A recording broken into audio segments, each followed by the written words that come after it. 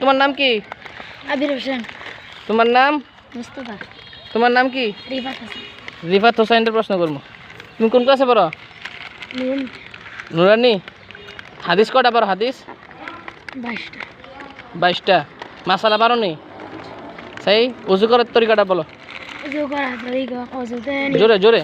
উযুতে নিয়ত করা সুন্নত, বিসমিল্লাহ করা সুন্নত, দোনো হাতের কবজি সহ তিনবার দোয়া সুন্নত, তিনবার মেসওয়াক করা সুন্নত, তিনবার কুলি করা সুন্নত, তিনবার নাকে পানি দেওয়া সুন্নত, সমস্ত মুখ তিনবার দোয়া সুন্নত, ডান হাতের কনি সহ তিনবার দোয়া সুন্নত, বাম হাতের কনি সহ তিনবার দোয়া সুন্নত, দোনো হাতের আঙ্গুলি গিলাল করা সুন্নত,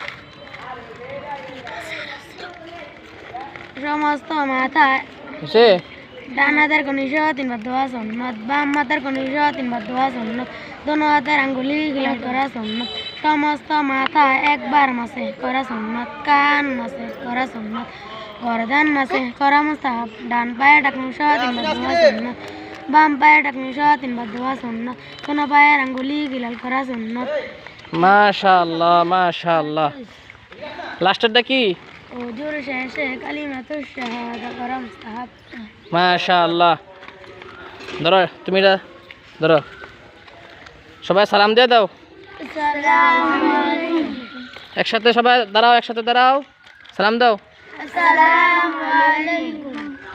মাশাআল্লাহ।